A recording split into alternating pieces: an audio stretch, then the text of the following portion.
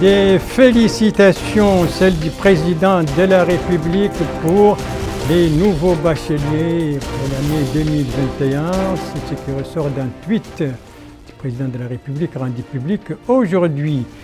Un des vaccins, celui de Johnson & Johnson, dont un nouveau lot vient d'être réceptionné. C'était ce matin, cérémonie présidée par les ministres de la Santé. Des boutiques, celles ouvertes par l'UNPM, l'Union nationale du patronat mauritanien, 300 boutiques dans les 9 Muqata'a de Nouakchott, avec des produits vendus à des prix subventionnés.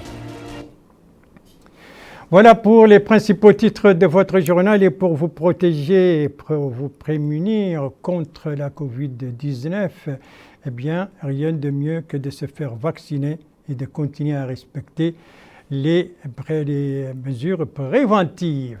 Voilà, et c'est parti, madame, mademoiselle, monsieur, bonsoir et bienvenue à votre 22h de ce samedi 21 août 2021. Et nous commençons donc par ces félicitations du président de la République, M. Mohamed Ould Cheikh El Ghazouani. Des félicitations pour les bacheliers pour l'année 2021 et pour leurs familles. Des félicitations contenues dans un tweet rendu public aujourd'hui. Melika Naqli. Je présente mes félicitations à tous nos fils qui ont eu la chance d'être admis au diplôme du baccalauréat et à leurs familles qui ont veillé sur leur admission, souhaitant plein succès à tous. Notre enseignement a encore besoin davantage d'efforts et de modernisation du mécanisme des concours nationaux, et c'est sur quoi travaillera notre système d'enseignement, Inch'Allah, dans la prochaine période. Voilà donc ce tweet pour des souhaits du président de la République pour féliciter les nouveaux bacheliers 2021. 2021, une année, vous le savez, qui a été marquée par la Covid-19 et particulièrement par sa troisième phase qui nous frappe de plein fouet, et les pouvoirs publics, en tout cas face à cette troisième phase, accentuent la lutte pour briser la propagation de ce virus, campagne de sensibilisation, mais aussi campagne de vaccination. Et la dernière de ces campagnes de vaccination vient de se dérouler sur l'ensemble du territoire national, clôture il y a exactement 48 heures. Et au cours de cette campagne, vous le savez, le vaccin qui a été utilisé, c'est celui de Johnson & Johnson. Ce vaccin dont un nouveau lot vient d'être réceptionné. C'était ce matin à l'aéroport international de Nouakchott-Moutoussi, une cérémonie présidée par le ministre de la Santé. C'est un compte-rendu de Mohamed Khattat. C'est un lot qui représente la première vague d'une cargaison globale de 350 000 vaccins Johnson & Johnson destinés à soutenir les efforts du pays pour contrer la troisième vague de la pandémie Covid-19 qui a été réceptionnée ce matin à l'aéroport international de Moutoussi par le ministre de la Santé, M. Sidi Ould Zahav. Dans un mot qu'il a prononcé à cette occasion, le ministre de la Santé a remercié les partenaires engagés dans le cadre du Fonds africain pour l'acquisition des vaccins AVAT, surtout la Banque mondiale, qui a contribué au financement de cette cargaison, et l'UNICEF qui a pris en charge le volet logistique de l'acquisition de ce lot de vaccins. Nous allons poursuivre, dit-il, périodiquement l'acquisition de vaccins, sachant que ce produit n'est pas disponible en quantité suffisante sur le plan international. D'autres cargaisons comme celle-ci seront acquises ultérieurement, car le gouvernement a décidé de poursuivre la vaccination et d'en faire une action pérenne et de routine. Les campagnes de vaccination seront organisées après l'obtention d'importantes quantités de vaccins. M. Zahav a également annoncé l'arrivée dans les prochains jours d'une cargaison du vaccin AstraZeneca et qu'une fois le vaccin arrivé, le ministère organisera une nouvelle campagne et privilégiera les citoyens ayant reçu le premier vaccin. Le ministre a saisi l'opportunité pour saluer le succès de la campagne de vaccination qu'a connue le pays ces derniers jours et à travers laquelle les citoyens ont prouvé qu'ils sont conscients de l'utilité de la vaccination pour contrer la pandémie. J'apprécie, a-t-il dit, hautement les efforts des membres du gouvernement et ceux des forces vives de la société qui ont permis l'atteinte des résultats satisfaisants. Cet élan sera maintenu jusqu'à l'atteinte de l'objectif recherché, la vaccination de 260 000 personnes. L'immunisation de ce nombre permettra la réduction des cas de décès et des cas complexes du virus et partant de freiner sa circulation.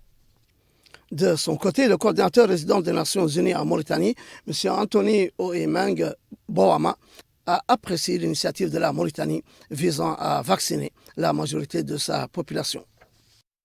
Nous sommes venus ici cette nuit, mes collègues du système des Nations Unies et la Banque mondiale, pour soutenir les efforts qui sont faits par la République islamique de la Mauritanie pour endiguer cette maladie qui a mis à mal beaucoup de nos opérations économiques, sociales, culturelles.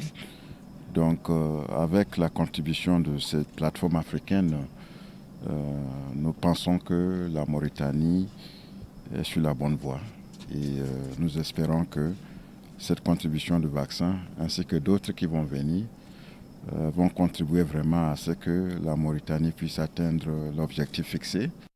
C'est dire que les pouvoirs publics ne ménagent aucun effort pour disponibiliser les vaccins et prémunir les populations contre cette pandémie planétaire. Et ça, c'était la cérémonie de réception de ce nouveau lot de vaccins Johnson & Johnson ce matin à l'aéroport international de Nouakchott. Une arrivée qui vient à point nommé, puisque la troisième phase donc, de la Covid-19 frappe de plein fouet.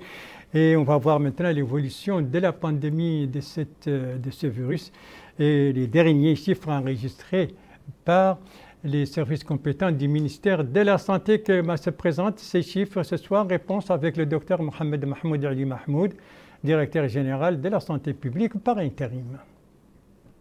Durant les dernières 24 heures, nous avons enregistré 252 nouveaux cas positifs Covid-19, dont 9 cas contacts et 243 cas communautaires. Nous avons aussi enregistré 243 nouvelles guérisons et malheureusement 7 décès. نسأل الله الرحمة والغفران للمتوفين.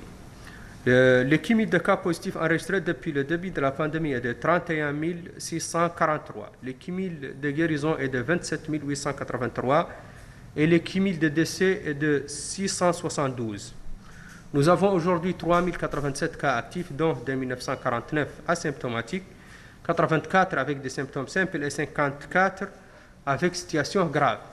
La répartition de nouveaux cas par Mughata'a, nous avons enregistré durant les dernières 24 heures un nouveau cas à Basknou, 1 à La'youn, 4 à Barkewel, 6 à Gerou, 1 à Kankoussa, 2 à Kifa, 1 à Maqama, 3 à Eleg, 6 à Bogué, 15 à Boutilimit, 2 à Kermessine, 2 à Mzerdra, 12 à Wadnaga, 1 à Rosso, 14 nouveaux cas à Adar, 2 à Shingiti, 2 à Wadan, 1 à Chami, 32 nouveaux cas à Nouadhibou, 6 à Mjriya, 2 à Tijikja, 5 à Zouarat, 4 à Akjoujet, 11 à Oksar, 34 nouveaux cas à Tafraqzina, 7 à Dar Naïm, 14 à Tayart, 27 à Toujounine, 28 à Arafat, 3 nouveaux cas à Lmina et 4 à Riyad.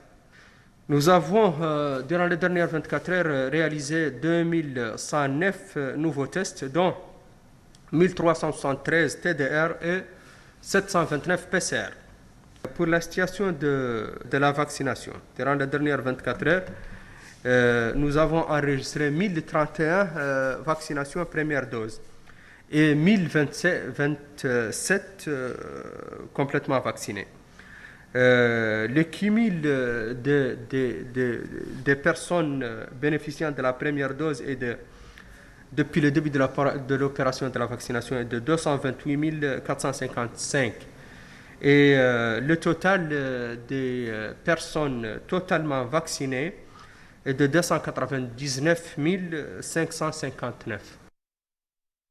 Pour les chiffres concernant donc les premières et deuxièmes doses de vaccination, et en tout cas en ce qui concerne l'évolution, les chiffres sont toujours élevés, quand bien même on remarque une certaine baisse de ces chiffres, mais toujours restent élevés en ce qui concerne les nouveaux cas, ce soir 252, et en ce qui concerne les décès, ce soir c'est 7 décès, d'où l'impérieuse nécessité de continuer à respecter les mesures préventives et de se faire vacciner si vous ne l'avez pas déjà fait durant la récente campagne nationale de vaccination, une campagne sur laquelle on va revenir pour faire son bilan régional, surtout au niveau de la wilaya d'Igorgol. Est-ce que l'objectif visé dans cette wilaya a été atteint? Réponse avec notre correspondant permanent là-bas, Mohamed Ali Salek, réponse revue en français par El Haj Abdallah Din. 102%, c'est le taux de vaccination dans la wilaya de Gorgol, un taux très élevé enregistré au cours de la campagne de vaccination. Le taux illustre la conjugaison des efforts des services sanitaires, des autorités administratives et ceux de la société civile locale. Ces responsables régionaux de la santé indiquent que les services sanitaires de la wilaya se sont fixés comme objectif la vaccination de 21 900 personnes. La demande du vaccin était très forte, dit-il, ce qui a amené les autorités à augmenter la quantité du vaccin alloué à la wilaya pour répondre à l'affluence des citoyens aux unités de vaccination. Les associations de la société civile ont accompagné la campagne de vaccination par des actions de sensibilisation des habitants de la wilaya quant à la nécessité de se faire vacciner pour se prémunir contre les virus mortels. Ces associations, affirment cet acteur de la société civile, ont sillonné toutes les muqata'a de la wilaya et ont sensibilisé la population locale grâce aux antennes des réseaux des associations de jeunes qui couvrent l'ensemble de la wilaya. En dépit de clôture de la campagne de vaccination, les services sanitaires régionaux de la wilaya poursuivent l'administration du vaccin en fonction des besoins et des quantités disponibles. Voilà donc pour cette page médicale consacrée à l'évolution de la pandémie durant les dernières 24 heures, mais aussi à l'évaluation de la campagne nationale de vaccination au niveau de la wilaya du Gorgol. Retour à Nouakchott avec cette bonne nouvelle pour les populations donc de la ville, avec ces 300 boutiques qui viennent d'être ouvertes et dans les 9 muqata'a de la capitale. C'est une initiative de l'UNPM, l'Union nationale du patronat mauritanien, et c'est un compte-rendu d'Emina Khalil. En accompagnement des efforts des pouvoirs publics nationaux visant l'amélioration des conditions de vie des populations, le secteur privé vient apporter sa pierre à l'édifice à travers la participation directe à la subvention des prix de vente des denrées de première nécessité. Une participation qui vise à limiter la flambée des prix constatée récemment au niveau mondial à cause de la pandémie et qui a eu ses répercussions chez nous. Durant 6 mois, 300 boutiques réparties dans les 3 wilayas de Nouakchott seront tenus de vendre les 6 matières alimentaires suivantes à des prix subventionnés allant de 20 à 30%. Ces matières sont l'huile de table, le blé, le sucre, le riz, le lait en poudre et les pâtes alimentaires. Une opération d'évaluation sera effectuée 3 mois après le démarrage de cette action. L'initiative intervient suite à une réunion qu'a tenue le président de la République, M. Mohamed Ould Cheikh Al Ghazouani, avec les acteurs économiques du pays. Dans son mot pour l'occasion, le président de l'Union nationale du patronat mauritanien, M. Mohamed Zeyn Abidine Ould Cheikh Ahmed, a expliqué que cette opération, qui contribue à faciliter l'accès des citoyens aux produits de base à des prix réduits, s'inscrit dans le cadre de l'intérêt que son Excellence le président de la République, M. Mohamed Ould Cheikh Al Ghazouani, porte à l'amélioration des conditions de vie des citoyens. Il a ajouté que l'ouverture de ces 300 boutiques au niveau des 3 wilayas de Nouakchott concrétise les recommandations du président de la République lors de la dernière réunion, au cours de laquelle il a insisté sur la nécessité pour chacun de travailler afin de garantir des conditions de vie décentes à tous les citoyens, et en particulier aux groupes vulnérables. À son tour, le président de la Fédération du commerce, M. Mohamed Yahya Ould Bour, a souligné l'importance de cette action qui vise principalement à faire bénéficier les citoyens des denrées alimentaires de base à des prix subventionnés. Il a souligné que ce processus, s'il est mené conformément au plan élaboré, sera étendu à d'autres régions du pays et pourra être prolongé au-delà de 6 mois. Pour sa part, le président de la Fédération nationale de l'agriculture et de l'industrie, M. Dia Adama Oumar, a souligné que la vente des denrées alimentaires à des prix subventionnés est une intervention qualitative pour soutenir les citoyens.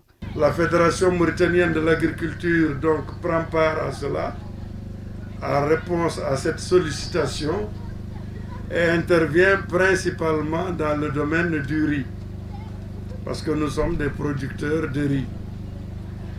Comme vous le savez tous, le riz est une denrée qui était vendue sur notre marché à 320 au moins le kilo.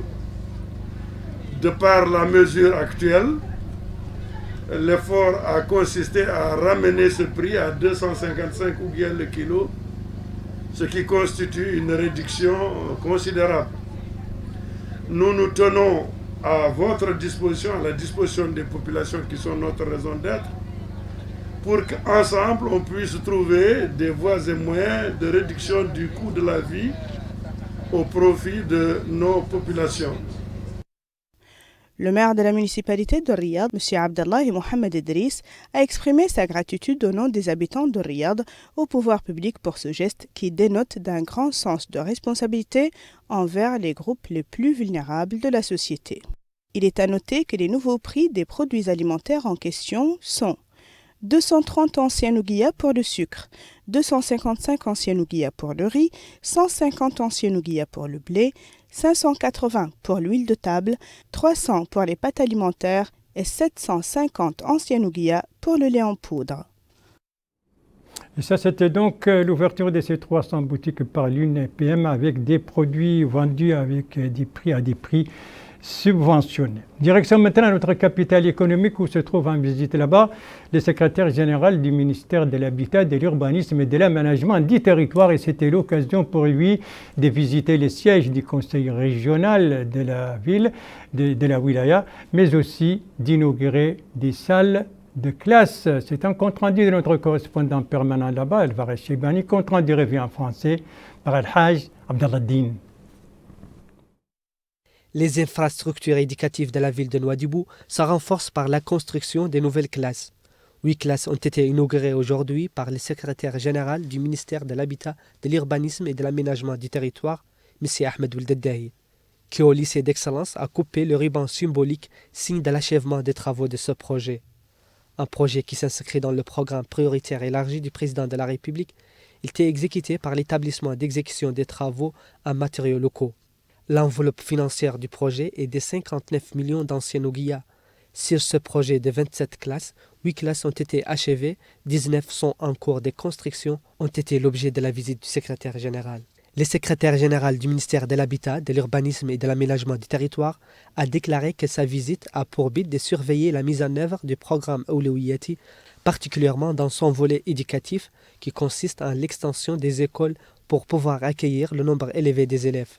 Auparavant, le secrétaire général s'est rendu au siège du conseil régional qui est en cours de construction. Le budget de la construction du siège est de 642 millions d'anciens ouguiyas. Sur place, la délégation a reçu des explications sur le niveau d'avancement des travaux, sur les composantes du siège et sur la mission qui lui est impartie dans le développement de la wilaya de Dakhel Nouadhibou. La visite dans notre capitale économique du secrétaire général du ministère de l'Habitat, de l'Urbanisme et de l'Aménagement du territoire. Merci de suivre les JTF de Mauritanie, la suite du journal avec une saisie d'importantes quantités de chanvre indien, avec une aide sociale donc dans la wilaya du Trarza, mais aussi avec une opération de reboisement au niveau de la Saba, bien sûr, avec les récentes pluies enregistrées ces dernières 24 heures. Donc commençons par cette importante saisie d'importantes quantités de chanvre indien, ou si vous voulez de gomme de chanvre indien.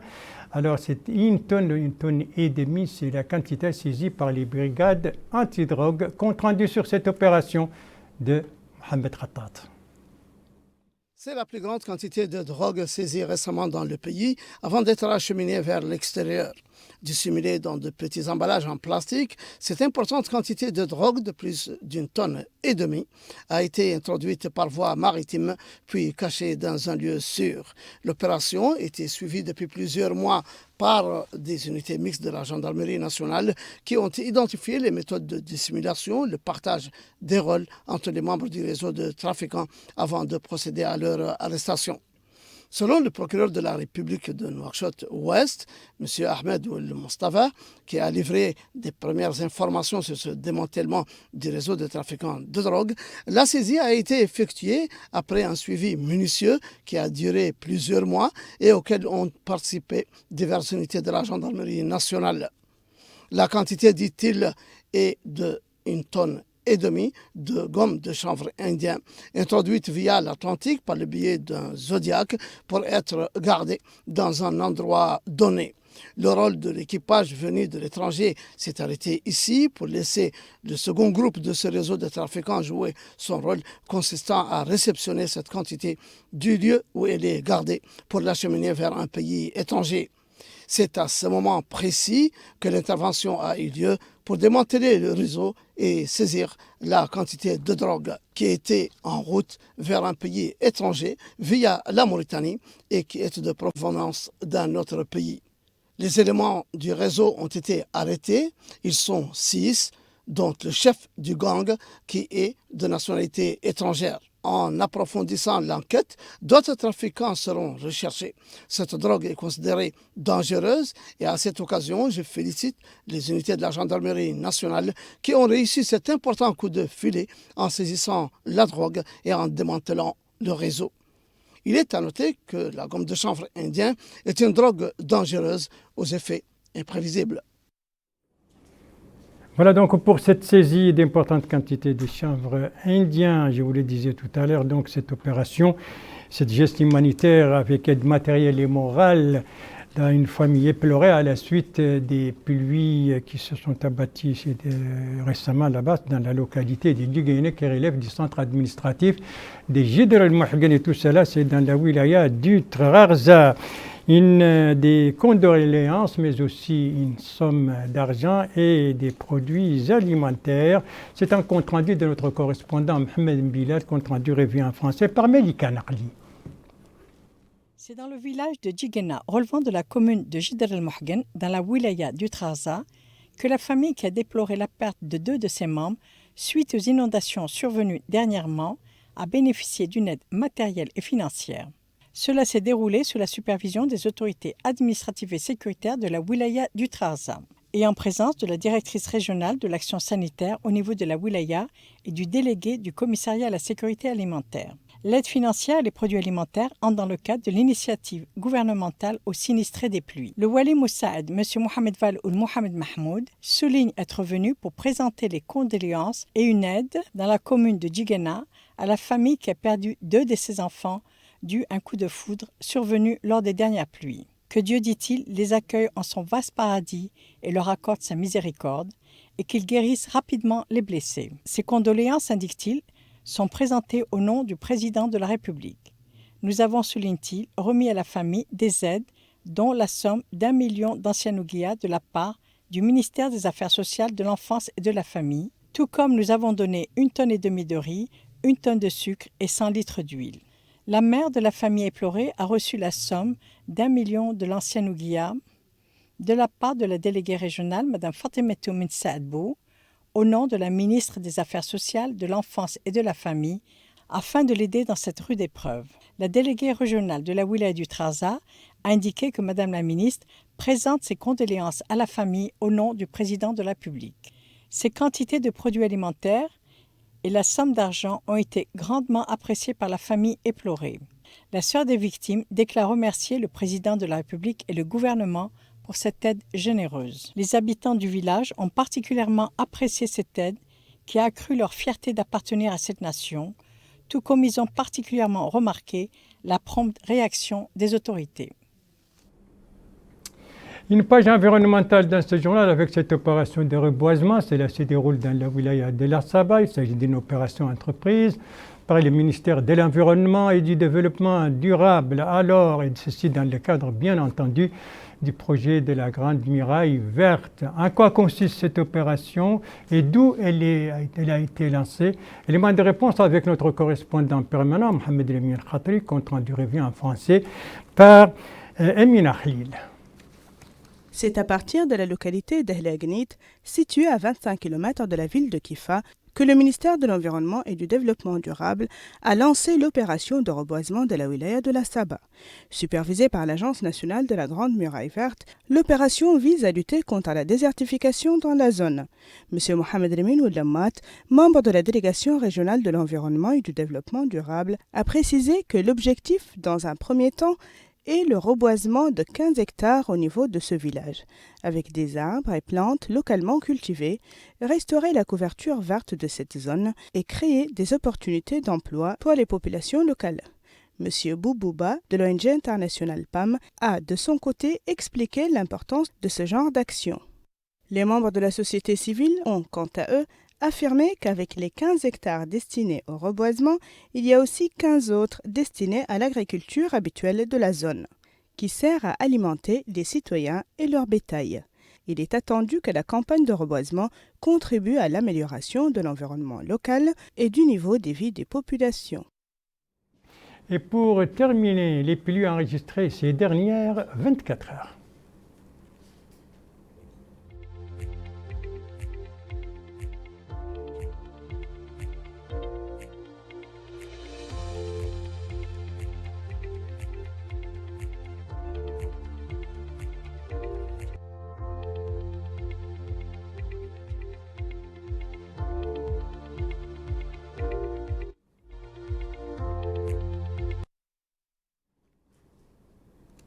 Des légères pluies donc qui se sont abattues la nuit dernière sur deux localités, l'une en Adrar et l'autre en Inchiré. C'est sur ces pluies que s'achève ce journal, j'y reviens.